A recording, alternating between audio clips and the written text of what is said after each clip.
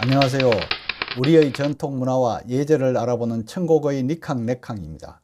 우리가 조상을 숭배하기 위한 의례의식에는 여러 가지가 있는데 그중 대표적인 것이 바로 제사를 지내고 있는 것이죠.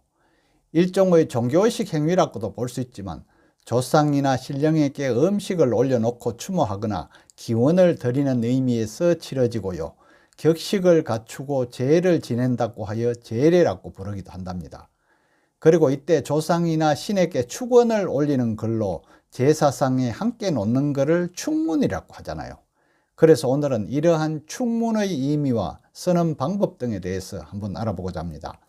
아직까지 이 채널의 구독자가 아니시라면 지금 바로 구독, 좋아요, 알림 설정 꼭 부탁합니다. 유세차 이런 말 많이 들어보셨죠? 이런 축문의 경우 상례나 제례를 치를 때만 사용되고요. 제사의 종류에 따라 내용이 약간씩은 다르게 구성된다고 할 수 있습니다. 또 이건 하얀 종이에 붓글씨로 쓰고요. 제사의식이 끝난 후에는 불로 태워서 마무리합니다. 축문은 신령에게 고하여 빈다는 의미로 고축이라고도 하는데요. 신령에 대한 숭배의 내용이 담긴 글이라고도 볼 수 있습니다.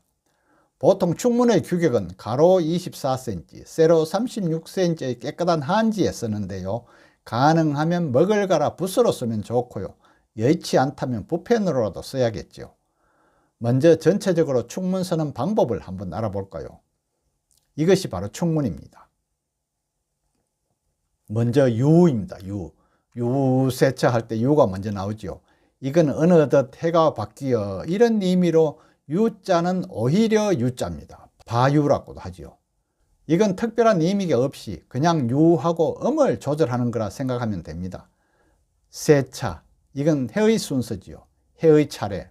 많이 하는 말로 때는 바야흐로 이런 뜻이랍니다. 편람의 축문식에는 연호를 쓰게 되어 있는데요. 요즘은 연호가 없으므로 당군기원을 쓰기도 한답니다. 연호는 광무, 융희 이처럼 왕조 시대의 제왕이 정한 그 시대에 대한 칭호이잖아요. 그 기원은 당기나 서기를 말한답니다. 만약 당군기원을 쓸 때는 유자 다음에 줄을 바꾸어 단자는 유자보다 2자 정도 높여서 쓰고요. 현자는 유자보다 한 글자 높여서 쓴답니다. 자세히 한번 보세요. 단자는 유자보다 2글자 위에 쓰고요. 현자는 유자보다는 한 글자 위에고 단자보다는 한 글자 아래 쓰지요. 당군기원을 쓸 때 원칙이 그렇다는 건 아시고요. 요즘은 거의 다 유세차 이렇게 쓰죠. 그 다음 간지. 간지는 유세차 바로 아래 쓰는데요. 첫 번째 간지는 그 해의 간지랍니다. 원래 제사는 을사년이잖아요. 그래서 을사라고 하고요. 만약 오늘 음력 2월 28일이 제사라면 초하루 일진이 한번 보세요. 무진입니다. 그래서 2월 무진삭 이렇게 씁니다. 여기서 삭은 초하루라는 의미랍니다. 또 보름은 망이라고 해서 초하루와 보름을 삭망이라고 하잖아요. 다음 28일의 일진을 한번 보세요. 을미입니다. 을미. 그래서 28일 을미 이렇게 쓰고요. 우리가 어떤 사람은 제사는 하루 전에 지낸다고 하지요. 쉽게 말해서 제사를 준비하는 입제일, 그러니까 전날 입제일 일진이 아닙니다. 제사는 보통 돌아가신 날 가장 이른 시간에 지내기 때문에 제사 전날을 제삿날로 알고 있는 사람도 많은데 준비하는 날을 쓰면 안 됩니다. 일지는 60갑자에 따른 것인데 책력을 보면 알 수가 있잖아요. 이 달력을 한번 보세요. 큰 달력 날짜 아래 작은 글씨로 한자로 음력과 같이 적어 놓거나 요즘은 스마트폰으로도 쉽게 찾을 수 있답니다. 만약 양력으로 시행한다면 연의 태세 간지, 그러니까 을사만 쓰고요. 월의 사길, 그러니까 초하루와 간지와 제삿날의 일진 간지는 쓰지 않는답니다. 그러나 모든 제사는 옛날의 제도를 존중하고 따르는 의미에서 음력으로 지내는 것이 좋다고도 할 수 있습니다. 여기서 참고적으로 알려드릴 것도 있는데요. 축문에는 대두법을 적용한답니다. 대두법이란 기제사 축문의 현이나 휘일, 불임, 상냥할 때 향과 같이 경의를 표해야 할 글자는 행, 그러니까 줄을 바꾸어 다른 행의 첫 글자보다 한 칸 위에 쓰거나 문장의 중간에 있을 때는 밑으로 한두 칸 띄어서 쓰는 걸 말한답니다. 관운상제의 모든 고유고사, 충문, 청혼서, 납체서, 사주편지지요. 혼례편지 등도 동일하답니다. 사례 펴려면은 휘일부림은 행, 그러니까 줄을 바꾸어 휘자를 현자와 같은 칸에 쓰도록 예시하고 있지만 실제로 문장의 중간에 있기 때문에 밑으로 그냥 한두 칸 띄어서 쓰는 경우가 대부분이랍니다. 우리가 충문을 쓰면서 경의를 표해야 하는 글자는 묘호, 태조, 세종 등이 있죠. 또 경년, 정, 시, 현, 휘, 복령, 존령, 신, 구, 토지지신, 향, 존체, 존자, 존조 등이 있답니다. 그리고 또한 충문은 원칙적으로 대두법을 제외하고는 띄어쓰기를 하지 않는다고 합니다. 그러나 현실적인 성향에서 해설의 이해를 돕고 또 충문을 읽을 때 숨을 쉬는 보편적인 위치를 표시하기 위해서 실제로는 띄어쓰기를 하고 있습니다. 다음 효자입니다. 효자는 큰아들 이런 의미지요. 다시 말해서 대를 이어받을 아들이란 의미고 효성이 지극한 아들이란 내용은 아닙니다. 즉 효자라는 뜻이 아니고 맞이라는 이런 뜻이 되겠죠. 만약 제주인 큰아들이 특별한 사정에 의하여 제사를 지내지 못할 경우에도 지방과 충문은 제주인 큰아들 명의로 쓴답니다. 큰아들 이름 뒤에는 거사유, 멀리 여행 갔으면 원행, 또 병이 있으면 유병, 그 다음 무슨 사고가 있으면 유고, 이렇게 거사유와 대신하는 사람의 관계와 이름을 기재한다고 합니다. 만약 제주인 큰아들의 숙부나 아들이 대신하여도 지방과 충문의 신의는 현형이나 현조고 이렇게 고쳐 쓰지 않고 제주인 큰아들과의 친속관계인 현고 이렇게 바로 씁니다.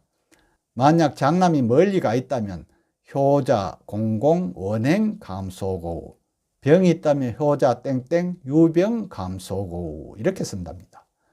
또 장남이 없다면 그냥 자로만 하든가 아니면 계자 또는 지자로 쓰면 된다네요. 손자가 지낼 경우에는 그냥 효손이라고 하면 됩니다. 다음 이름입니다. 이름은 그냥 맏아들 이름을 쓰면 됩니다.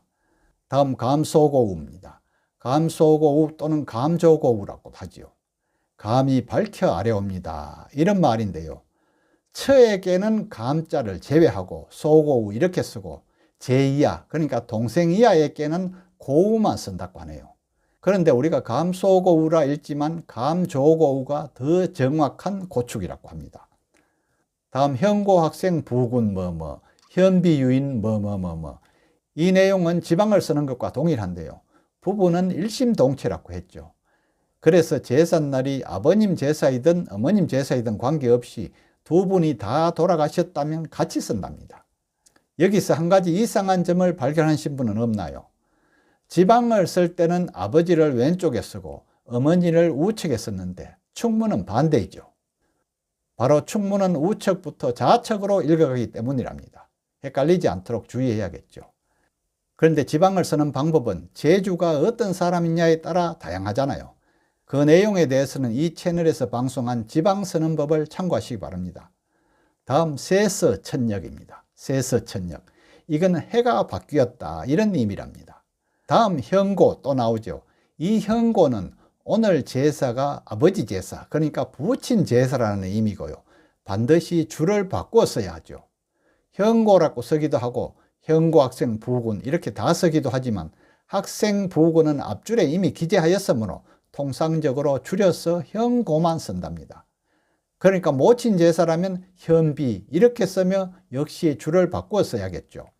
만약 이럴 경우가 잘 없겠지만 모친이 두 분이라면 당일 기재 대상 모친을 표시하기 위하여 조금 전에 지방과 같았고 소개한 곳 그러니까 현비 유인 그쪽에서도 두 사람을 다 기록하여야 하고요.